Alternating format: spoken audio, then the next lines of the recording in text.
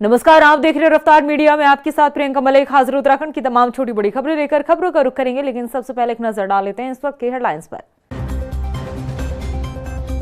उत्तराखंड में फिर धामी कैबिनेट विस्तार की सुगबुगाहट तेज। मुख्यमंत्री के बाहर जाते ही मंत्रिमंडल विस्तार की चर्चाओं ने पकड़ा तूल। कांग्रेस ने कसा तंज, उलझी रहेगी कैबिनेट विस्तार की गुत्थी। कांग्रेस में 27 से पहले टिकट बंटवारे पर मचा घमासान। हरदा और हरक में तकरार। फ्यूज कारतूस वाले बयान पर हरीश रावत बोले, फ्यूज खोखा भी आ सकता है काम। उत्तराखंड के आदर्श गांवों की जमीनी हकीकत तलाशेगी कांग्रेस। मंत्रियों के गोद लिए गांवों की गणेश गोदयाल करेंगे निरीक्षण। बीजेपी ने किया पलटवार, कांग्रेस को नहीं दिखता प्रदेश का विकास। और राजधानी देहरादून में शादी सीजन के चलते नया ट्रैफिक प्लान लागू। शहर के कई मुख्य मार्गों पर भारी वाहनों के प्रवेश पर लगाई रोक। दोपहर 2 बजे से रात 9 बजे तक के लिए रहेंगे रूट डायवर्ट। हेडलाइंस के बाद बुलेटिन में खबरें विस्तार से। उत्तराखंड के मुख्यमंत्री पुष्कर सिंह धामी के प्रदेश से बाहर जाते ही मंत्रिमंडल विस्तार की चर्चाएं शुरू हो जाती है। अब एक बार फिर से जब मुख्यमंत्री पुष्कर सिंह धामी उत्तराखंड से बाहर गए तो ऐसे में कैबिनेट विस्तार की चर्चाओं ने जोर पकड़ लिया। सवाल है कि क्या इस बार मुख्यमंत्री पुष्कर सिंह धामी अपने विधायकों के लिए खुशखबरी लेकर आएंगे या फिर हर बार की तरह इस बार भी कैबिनेट विस्तार की सिर्फ चर्चा होकर रह जाएगी। रिपोर्ट देखिए। सीएम धामी आएंगे, खुशखबरी लाएंगे, कैबिनेट विस्तार को हरी झंडी दिखाएंगे, विधायकों की खुलेगी किस्मत, किसे मिलेगा मंत्री पद।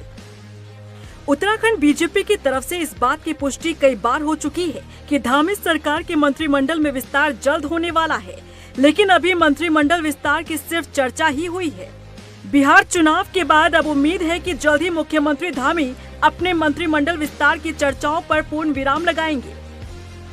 सीएम धामी के मंत्रिमंडल विस्तार पर सत्ता पक्ष से ज्यादा विपक्ष की नजरें गड़ी है। बीजेपी संगठन को उम्मीद है कि इस बार चर्चा नहीं बल्कि धामी सरकार में ये विस्तार भी होगा।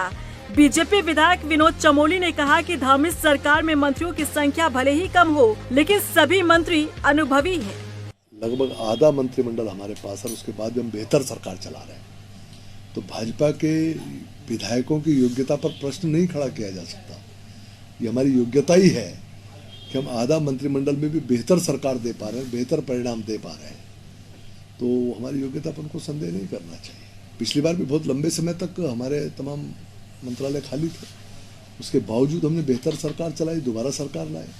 आज भी अगर मान लीजिए कुछ मंत्रालय खाली है लेकिन सरकार बेहतर चल रही है तो उसमें दिक्कत किसको है भाई? तो हमारे इंटरनल विषय है कि हम सरकार में मंत्रिमंडल विस्तार करते हैं नहीं करते। कांग्रेस को क्या लेना इस बात से? वहीं कांग्रेस की माने तो बीजेपी नेता भले ही दावा कर ले, लेकिन मंत्रिमंडल विस्तार की गुत्थी कभी सुलझने वाली नहीं है। नहीं, देखिए, ये तो मुख्यमंत्री जी का आपदा प्रबंधन है कि वो लगातार अपने विधायकों को आशा और उम्मीद बंधा रहे हैं कि मंत्रिमंडल का विस्तार होगा तो आपका नंबर आएगा, आपका नंबर आएगा, जिस कारण कोई विधायक उनके खिलाफ मुखरता से नहीं बोल पा रहा है। भाजपा में जिस तरीके की गुटबाजी है, पूर्व मुख्यमंत्री खुल करके सरकार के कामकाज की आलोचना कर रहे हैं, इसे आप अंदाजा लगा सकते हैं कि मंत्रिमंडल विस्तार नहीं हो पा रहा है। और भाजपा में अगर योग्य विधायक होते तो कब का मंत्रिमंडल विस्तार हो गया होता। सब बैक बेंचर हैं, जो भाजपा आला कमान पर्ची पकड़ाएगा सबको उस पर हाथ खड़ा करना है। प्रदेश को चलाने की क्षमता भाजपा के विधायकों में नहीं है। उत्तराखंड में धामी मंत्रिमंडल विस्तार की चर्चा समय समय पर होती है। जब जब मुख्यमंत्री धामी उत्तराखंड से बाहर जाते हैं तब तब प्रदेश में मंत्रिमंडल विस्तार की हवा तेज हुई है, लेकिन अभी तक कैबिनेट विस्तार न होना कई सवाल भी खड़े करता है और सत्ता पक्ष विपक्ष के निशाने पर भी आता है। फिलहाल देखना होगा कि क्या इस बार जब सीएम धामी उत्तराखंड वापस लौटते हैं तब क्या कैबिनेट विस्तार से जुड़ी खुशखबरी लाते हैं या फिर नहीं। रफ्तार मीडिया के लिए देहरादून से अशोक कुमार के साथ ब्यूरो रिपोर्ट। उत्तराखंड में ओपनल कर्मचारियों की हड़ताल पर धामी सरकार द्वारा लिए गए फैसले की पूर्व मुख्यमंत्री हरीश रावत ने कड़ी निंदा की है। हरदा ने कहा कि ओपनल कर्मचारियों के खिलाफ जो दंडात्मक कदम उठाया गया है सरकार की तरफ से वो निंदनीय है। ये फैसला कर्मचारी विरोधी है। उन्होंने मुख्यमंत्री से अपना फैसला वापस लेने की मांग की। साथ ही उन्होंने कहा कि कर्मचारियों के अधिकार पर अगर हमला हुआ तो कांग्रेस पुरजोर विरोध करेगी। ये उपनल कर्मियों के खिलाफ जो दंडात्मक कदम उठाया है सरकार ने, मैं इसकी निंदा करता हूँ और एक घोर अलोकतांत्रिक है, कर्मचारी विरोधी है और जो हमारे सबके सहानुभूति के पात्र है, समर्थन के पात्र है, जिनके मांग को मानना राज्य के रूप में हमारा नैतिक कर्तव्य है, आप उनके ऊपर ये नो वर्क नो पे के सिद्धांत को लागू कर रहे हैं। मेरा मुख्यमंत्री जी से आग्रह है कि विचार करें और इसको वापस लें, इसको फौरन वापस लें। उत्तराखंड की सत्ता पर वापसी के लिए कांग्रेस ने अपने दो बड़े नेताओं को जिम्मेदारी सौंपी है। पूर्व मुख्यमंत्री हरीश रावत और पूर्व मंत्री हरक सिंह रावत, दोनों ही नेता प्रदेश की सियासत में अपनी अच्छी खासी पकड़ रखते हैं, लेकिन इन दोनों ही नेताओं की राहें एक दूसरे से बिल्कुल जुदा नजर आती है। टिकट बंटवारे को लेकर दोनों की जो सोच है वो मेल नहीं खाती। फिर कैसे 27 की रेस कांग्रेस जीत पाएगी, ये रिपोर्ट देखिए। कांग्रेस की राहों में कांटों की भरमार, 27 की रेस नहीं आसान, हरक और हरदा के हाथों में कमान, लेकिन मेल नहीं खाते दोनों के बयान। उत्तराखंड विधानसभा चुनाव 2027 से पहले कांग्रेस ने खुद को मजबूत और सत्ताधारी पार्टी को कमजोर करने की रणनीति तैयार कर ली है। जहां एक तरफ प्रदेश अध्यक्ष का चेहरा बदलकर कांग्रेस संगठन को स्ट्रॉन्ग करने के लिए कदम बढ़ाया गया, तो वहीं दूसरी तरफ विधानसभा चुनाव में जीत हासिल कर सत्ता की कुर्सी पर फिर से कांग्रेस को बैठाने की जिम्मेदारी कांग्रेस के दो बड़े नेताओं के हाथों में दी गई। लेकिन इन दोनों ही नेताओं के ना तो आपस में बयान मिलते हैं और ना ही राहें। बात कर रहे हैं पूर्व मुख्यमंत्री हरीश रावत और पूर्व मंत्री हरक सिंह रावत की। दरअसल आगामी चुनाव में टिकट बंटवारे को लेकर कांग्रेस चुनाव प्रबंधन समिति के प्रभारी हरक सिंह रावत ने कहा कि चुनाव में एक एक सीट जरूरी है। 2027 के विधानसभा चुनाव में कांग्रेस एक एक सीट का विश्लेषण करेगी। जरूरी नहीं कि हर नेता हर सीट पर चुनाव जीते, वो उस सीट के लिए बोझ भी हो सकते हैं। हम हर सीट का एनालिसिस करेंगे। अगर कोई नया व्यक्ति जीतने की स्थिति में होगा तो उसको मौका देंगे। घिसे पिटे लोगों को मौका नहीं देंगे। घिसे पिटे लोग फ्यूज कारतूस होते हैं। हमारे प्रत्याशी के भीतर आक्रामकता होनी चाहिए। एक तरफ हरक सिंह रावत नए लोगों को टिकट देने की वकालत कर रहे हैं और पुराने लोगों को फ्यूज कारतूस बता रहे हैं, लेकिन पूर्व मुख्यमंत्री हरीश रावत इस बात से बिल्कुल भी इत्तेफाक नहीं रखते। हरीश रावत का कहना है कि कभी तो वो लोग भी काम आए होंगे। दुश्मन को गिराने में जो कारतूस काम आया है, उसका फ्यूज खोखा भी महत्वपूर्ण होता है। इसीलिए तो हमारे घरों की दीवारों पर भी हम अपने बुजुर्गों की फोटो लगाते हैं। इशारों में उन्होंने ये भी कहा कि 2027 के विधानसभा चुनाव में जिसकी जैसी उपयोगिता होगी, जैसा समय चाहेगा, उस हिसाब से काम होगा। अब दोनों ही नेताओं के टिकट बंटवारे को लेकर बयान अलग अलग है, सोच अलग है, राहें अलग है। फिर सवाल है कि दोनों ही नेताओं को कांग्रेस को 27 में जीत का स्वाद चखाने की जिम्मेदारी मिली है, लेकिन राहों में इतने कांटे हैं, फिर सत्ता के सिंहासन तक कैसे पहुंचा जाएगा। रफ्तार मीडिया के लिए देहरादून से ब्यूरो रिपोर्ट। उत्तराखंड के मंत्रियों और सांसदों ने कई गांव गोद लेकर विकास का वादा किया था, लेकिन कुछ गांव को छोड़ दिया जाए तो अधिकतर गांव में ना गोद लेने वाले मंत्री पहुंचते हैं और ना ही सांसद। अब कांग्रेस इन्हीं गांव की सच्चाई को तलाशने के लिए निकल रही है, तो वहीं बीजेपी कह रही है कि कांग्रेस पहले अपने 19 विधानसभा क्षेत्रों की हालत देख ले, कहीं 27 में आंकड़ा कम ना पड़ जाए। रिपोर्ट देखिए। आदर्श गांव की हकीकत तलाशेगी कांग्रेस, गोद लिए गांव की बताएगी सच्चाई। बीजेपी का कांग्रेस पर तंज, पहले अपने विधानसभा क्षेत्रों की देखी हालत। सांसद आदर्श ग्राम योजना और मंत्रियों के गोद लिए गांव की हकीकत क्या है, कितना विकास इन गांव में हुआ है, इसकी हकीकत प्रदेश कांग्रेस सबके सामने लाने की तैयारी कर रही है। वक्त बेवक्त मंचों से दावा हुआ कि ये गांव मॉडल बनेंगे, विकास का चेहरा बदल देंगे, लेकिन कागज पर दिखने वाला मॉडल जमीन पर कहीं नजर नहीं आया। कई गांव में आज भी सड़क टूटी है, पानी की दिक्कतें हैं, स्वास्थ्य सुविधा नहीं है और स्कूलों की हालत तो बदहाल है। कांग्रेस अब इन गांवों में जाकर इस हकीकत को पूरे प्रदेश में दिखाने की तैयारी में है, ताकि पता चल सके कि कौन सा वादा सिर्फ फोटो तक सीमित रहा और पूरे प्रदेश में इस विकास के मॉडल की पोल खोलेगी। ऐसा ही रुद्रप्रयाग का देवली भणी ग्राम है, जो कभी सांसद ग्राम घोषित हुआ था, लेकिन इसका विकास भी आज तक धरातल पर नजर नहीं आया। मैंने यही कहा कि जब मैंने आप लोगों से ये पता चला कि मुख्यमंत्री ने कहा कि सारकोट गांव गैरसैंण के पास है, वो सारकोट गांव मुख्यमंत्री जी ने गोद ले लिया है और मुख्यमंत्री जी ने कहा कि सारकोट गांव को मैं गोद ले रहा हूँ और मैं इसका विकास करूँगा।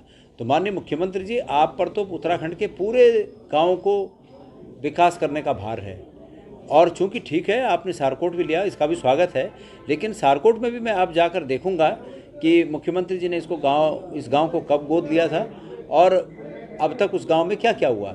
लेकिन उसके पहले मैं मुख्यमंत्री जी से पूछना चाहता हूं कि पिछले 10 सालों से आपके सांसदों ने जो गांव गोद लिए थे, उन गांव की स्थिति क्या है। और मैंने एक उदाहरण दिया कि एक गांव है पौड़ी गढ़वाल में, दौला सिरतोली। उस दौला सिरतोली की सड़क 2013-14 में कटी, मतलब नई सड़क कटी। उसके बाद से लेकर अब तक उस पर एक चुटकी भर मिट्टी नहीं पड़ी कभी। ऐसी स्थिति में है उस गांव की जो गोद लिया है। तो गांव जो गोद लिए जाते हैं उनका अगर यही हाल होना है तो ये भी एक जुमला है कि कोई गांव गोद ले रहा है, ये भी एक जुमला है। मैं जाऊंगा ना उन गांव में, मैंने कहा कि उन गांव के हाल देखूंगा। मैं सारकोट भी जाऊंगा, जो सांसदों ने गोद लिए गाँव है उनके हाल मैंने आपको बताया, और अन्य गाँव में भी जाऊँगा। 2013 की आपदा के बाद ग्राम पंचायत देवली भणी ग्राम को तत्कालीन सांसद भुवनचंद खंडूड़ी जी के द्वारा गोद लिया गया था। गोद अपने आप में एक तौहीन भरा शब्द है, लेकिन गांव वालों में बड़ी खुशी का माहौल था कि हमारे गांव का विकास होगा, क्योंकि सांसद जी ने गोद ले लिया था। लेकिन उस समय से और आज तक जो है कि गांव का कोई विकास उस हिसाब से नहीं हुआ है जैसे होना चाहिए था कि सांसद निधि से लोगों को ये भरोसा विश्वास था कि सांसद निधि से गांव का विकास होगा, लेकिन 1 रुपया भी जो है सांसद निधि से खर्च नहीं हुआ है। बदले में इस रोड की स्थिति ऐसी है कि जिले में मैं समझता हूँ कि शायद ही किसी गांव की रोड की ऐसी स्थिति होगी। वहीं कांग्रेस के अभियान पर बीजेपी ने तंज कसा है। बीजेपी विधायक विनोद चमोली का कहना है कि कांग्रेस को किसी चीज में विकास नहीं दिखता। कांग्रेस अच्छी सड़क पर आंख मूंद कर चलती है और खराब बताती है। कांग्रेस को जाना चाहिए और चुनाव लड़ने के लिए मुद्दे ढूंढने चाहिए।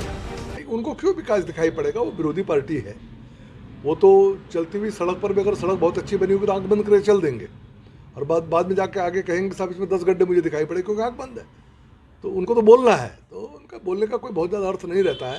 हाँ, उनको अगर जाना हो और जगह जगह जाके अगर अपनी बात कहना चाहते तो कौन रोक लेगा? जाना चाहिए। प्रदेश के अध्यक्ष हैं, उनको भी कुछ न कुछ कोई आधार ढूंढना पड़ेगा जिसके आधार पर आगे चुनाव में जा सकते हैं।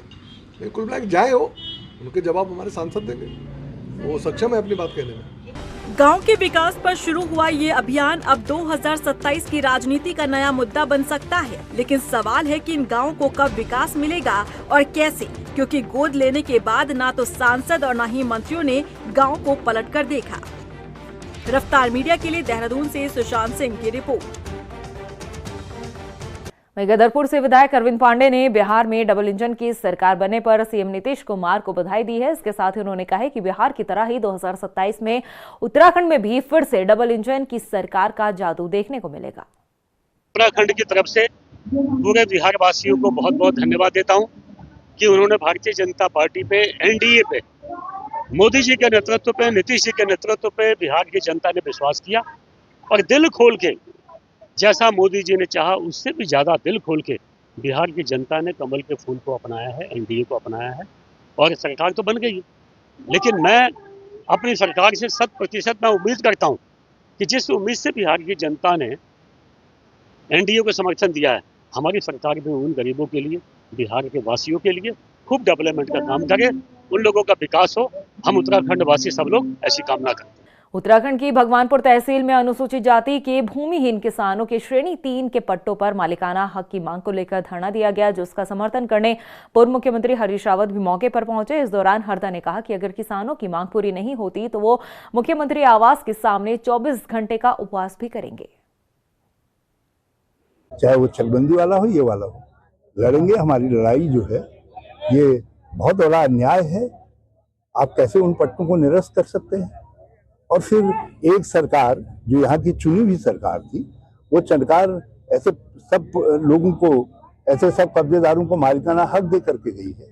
तब तक वो कानून प्रभावी है, कैबिनेट का वो निर्णय प्रभावी है, तो आप कैबिनेट की मीटिंग बुला दीजिए और विधानसभा में उसको रद्द घोषित करिए, और जब तक वो रद्द घोषित नहीं होता है तो कैसे आप उनके मालिकाना हक को छीन सकते हैं जो एक सरकार ने दिया है। वहीं हल्द्वानी शहर की तस्वीर बदलने के लिए 241 करोड़ से कार्य योजना की शुरुआत हो गई है, जिसमें 3 पानी से नरीमन चौराहे तक और कालू सिद्ध बाबा मंदिर से कटघरिया तक सड़क चौड़ीकरण, सौंदर्यीकरण और रोड वाइंडिंग का कार्य किया जाना है। नगर आयुक्त परितोष वर्मा ने बताया कि इस कार्य योजना को धरातल पर उतारने के लिए अधिकारियों को निर्देश दिए गए। साथ ही सड़क के चौड़ीकरण को लेकर बिजली के पोल लाइन को शिफ्ट करने के लिए भी संबंधित विभागों को निर्देश दे दिए गए हैं। देखिए, UUSDA द्वारा हल्द्वानी की जो मुख्य सड़कें हैं नारीमन से लेकर 3 पानी तक का और कालो सिद्ध मंदिर से लेकर के कटघरिया चौराहे तक का, तो इनको सुधारीकरण के कार्य में लिया गया है।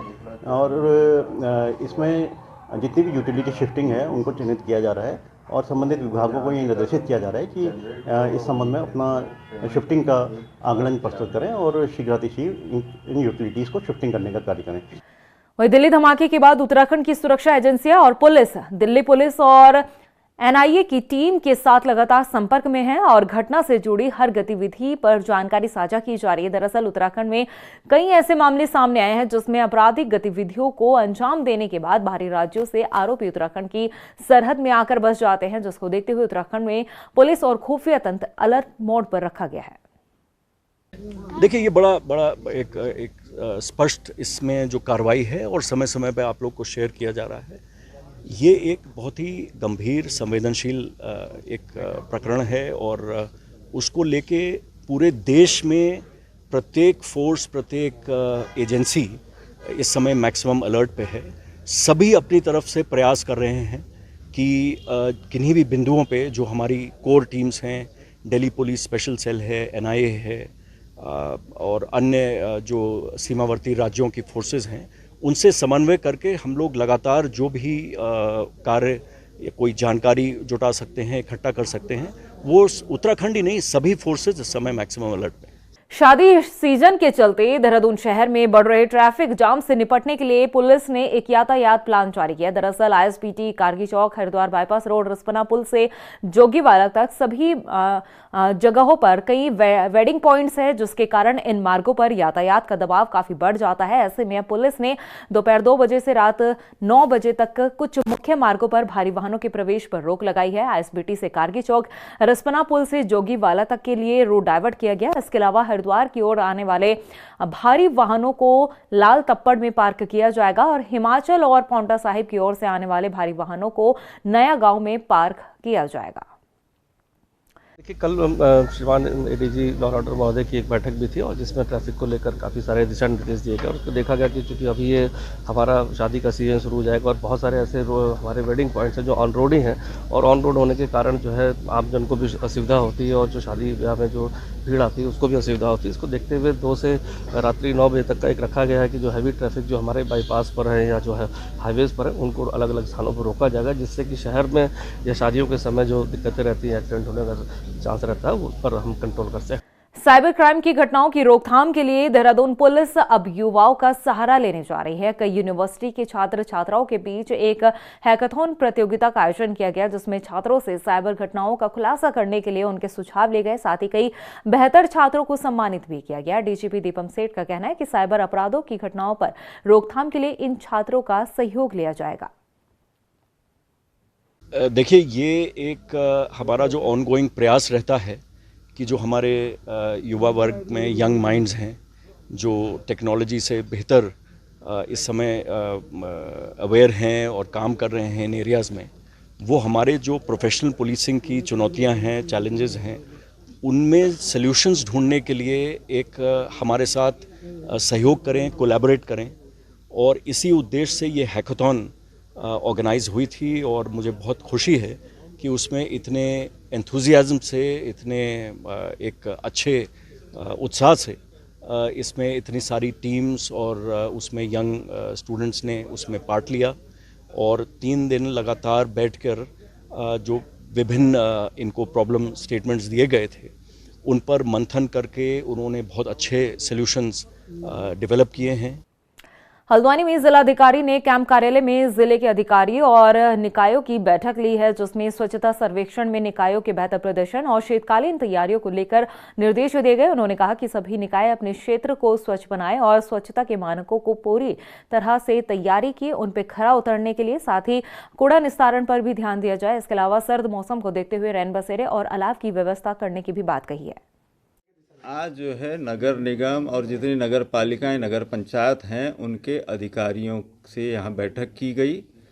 नगर की जो स्वच्छ भारत मिशन की जो रैंकिंग होती है, ऑल इंडिया रैंकिंग, उसमें सुधार के लिए स्वच्छ भारत मिशन की जो गाइडलाइंस हैं, उसमें सॉलिड वेस्ट मैनेजमेंट की क्या स्थिति है, लीगेसी वेस्ट का निस्तारण किस तरीके से किया जा रहा है, और जो मुख्य मार्ग हैं, पार्किंग हैं, कम्युनिटी सेंटर्स हैं, नगर पालिका के दफ्तर हैं, रेलवे स्टेशन है, बस अड्डे हैं, और जो बाज़ार है, उसके अलावा नदी किनारे या शहर के प्रवेश द्वार पर, तो इस कूड़े को किस तरीके से ये रोज़ दैनंदिन रूप से सफाई करेंगे, इसके लिए उन लोगों को कहा है कि निर्धारित कार्य योजना के अनुसार काम करेंगे। ड्रग्स फ्री कैंपस अभियान के तहत देहरादून पुलिस ने प्रेमनगर क्षेत्र के एक निजी शिक्षण संस्थान में औचक निरीक्षण किया है, जहां पुलिस प्रशासन और डॉक्टर की संयुक्त टीम ने औचक निरीक्षण करते समय 10 छात्रों के ब्लड सैंपल लिए, साथ ही 45 छात्रों की मेडिकल जांच की गई। एसएसपी अजय सिंह का कहना है कि सभी छात्रों से पहले ड्रग टेस्ट के लिए कंसेंट फॉर्म और शपथ पत्र भरवाए गए थे, जिसमें स्पष्ट संदेश दिया गया था कि नशा छोड़ो वरना कार्रवाई के लिए तैयार रहो।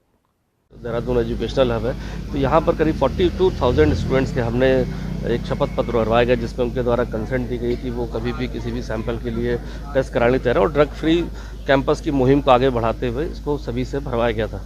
जिसके तहत स्वास्थ्य विभाग और प्रशासन की टीम के साथ अब हमने रैंडम सैंपलिंग का काम किया, चूँकि जिस तरह से देखा गया कि युवा कहीं ना कहीं भटक कर कहीं ना कहीं ड्रग्स के आगोश में फंस जा रहे हैं, और उसके बाद वो अन्य लोगों को भी इसमें कहीं ना कहीं शामिल कर लेते हैं। इसको देखते हुए रैंडम चेक किए जा रहे हैं। इसमें ड्रग डिटेक्शन किट है, और जो सैंपल यूरिन और ब्लड के लिए जाते हैं मौके पर, और इसमें देखा जाता है कि कहीं वो किसी गलत संगत में तो नहीं पड़ गया और कहीं ड्रग्स का सेवन तो नहीं करा। उस टेस्ट से उसमें क्लियर रहता था। अभी तक हमने 4 कॉलेजेस में रैंडमली इसको चेक किया, और सभी कॉलेजेस में, पीजीज में, और जिस तरह जहाँ छात्र रहते हैं बड़ी संख्या में, वहाँ पर हम इसको रैंडम आगे इसको मुहिम को बढ़ाएंगे। वहीं रुड़की में पार्किंग व्यवस्था न होने से शहर में जाम की समस्या बढ़ती जा रही है। हालात ये है कि मुख्य बाजार और भीड़ भाड़ वाले क्षेत्रों में लोग अपने वाहन सड़कों के किनारे खड़ा करने को मजबूर है, लेकिन अब रोड साइड खड़े वाहनों पर ट्रैफिक पुलिस लगातार कार्रवाई कर रही है। पुलिस अब इन वाहनों को क्रेन के जरिए उठाकर ले जा रही है, साथ ही वाहन चालकों पर भारी भरकम चालान का जुर्माना भी लगाया जा रहा है। कि हम छोटे छोटे पार्किंग स्थल जगह जगह बनाएं, और इसमें एचआरडीए और जो जॉइंट मजिस्ट्रेट रुड़की हैं उनके द्वारा एक बैठक अभी की गई है, जहां पर विभिन्न ऐसी कॉलोनीज के बीच में या मेन हाईवे मार्केट्स के बीच में ऐसे एरिया आइडेंटिफाई कर लें जहां पर छोटी पार्किंग्स बनाई जाए, और उन पार्किंग्स में प्रॉपर उनका संचालन करें ताकि व्हीकल्स को रोड पे न खड़ा होना पड़े। इस बारे में हम जरूर कार्रवाई करेंगे। वहीं टिहरी के नरेंद्र नगर में मानदेय बढ़ाने और आंगनबाड़ी कार्यकर्ताओं की पेंशन पोस्ट घोषित किए जाने की 2 सूत्रीय मांगों को लेकर 18 नवंबर से आंगनबाड़ी कार्यकर्ता अनिश्चितकालीन हड़ताल पर है। धरना प्रदर्शन कर रही कार्यकर्ताओं का कहना है कि महीने में उन्हें सिर्फ 9,000 रुपये मानदेय के रूप में दिए जाते हैं, जबकि उनसे जनगणना, चुनाव समेत अन्य राष्ट्रीय कार्यों में भी उनकी ड्यूटी ली जाती है। हमारा मुख्य मानदेय का वृद्धि का यहाँ पर हम एकत्रित हुए हैं अपने बाल विकास परियोजना नरेंद्र नगर में। तो हम अपनी बाल विकास मंत्री रेखा आर्य जी से हमें बड़ा दुख होता है कि वो भी एक महिला है और वो महिलाओं का शोषण कर रहे हैं। 9,000 रुपये में हम अपनी बाल विकास मंत्री रेखा आर्य जी से कहना चाहते हैं कि क्या आप अपना घर परिवार चला सकते हैं। हमें हमारे पास अनेकों रिपोर्टें आते हैं, यहाँ तक कि समाज कल्याण का कार्य भी हम ही को दिया जाता है, और दिन को तो हम अपनी ड्यूटी करते ही करते हैं। हमें अपना अन्य काम रात में अपनी नींदों को खो के अपने बच्चों को अपना वो नहीं देखा जाता। जो आंदोलन है वो इस वजह से हो रहा है कि हमारे कई सालों से हमारे मानदेय वृद्धि के लिए प्रयत्न किया जा रहा है, लेकिन सरकार सुन नहीं रही है। कहते हैं कि यह महिला सशक्तिकरण विभाग है, लेकिन मुझे लगता है कि महिलाओं का ज़्यादा शोषण यही हो रहा है।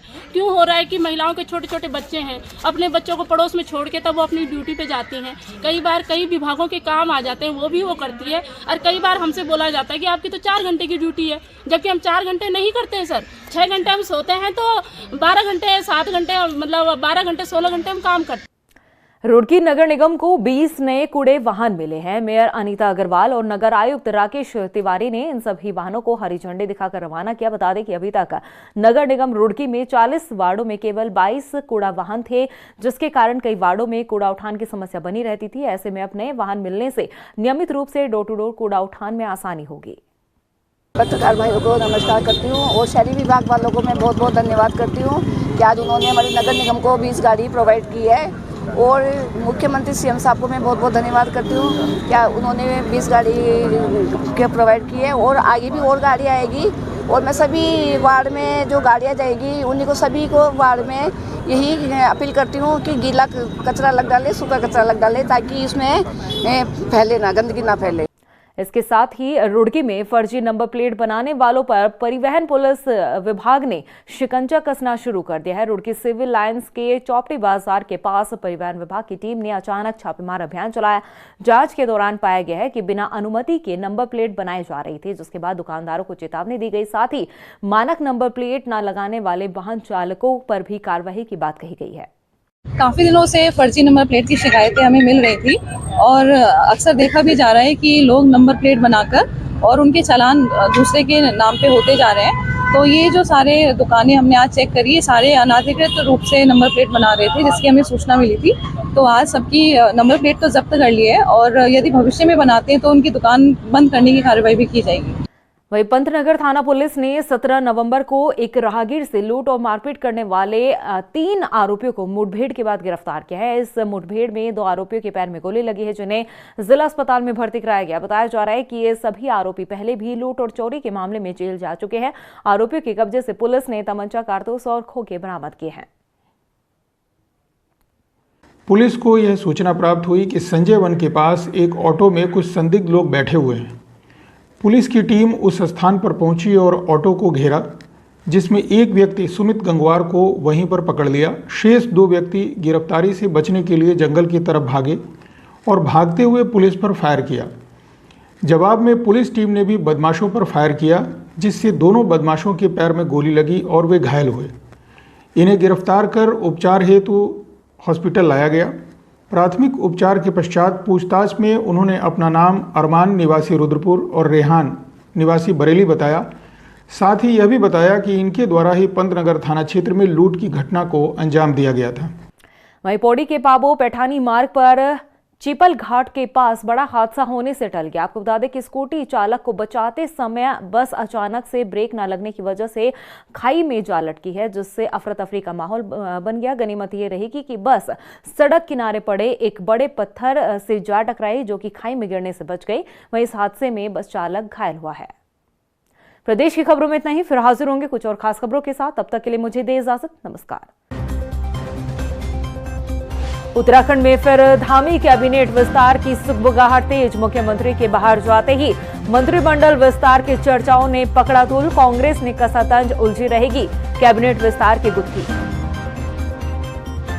कांग्रेस में 27 से पहले टिकट बंटवारे पर मचा घमासान। हरदा और हरक में तकरार। फ्यूज कारतूस वाले बयान पर हरीश रावत बोले, फ्यूज खोका भी आ सकता है काम।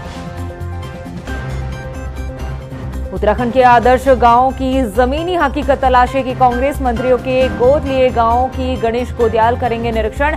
बीजेपी ने किया पलटवार। कांग्रेस को नहीं दिखता प्रदेश का विकास। और राजधानी देहरादून में शादी सीजन के चलते नया ट्रैफिक प्लान लागू। शहर के कई मुख्य मार्गों पर भारी वाहनों के प्रवेश पर लगाई रोक। दोपहर 2 बजे से रात 9 बजे तक के लिए रहेंगे रूट डायवर्ट।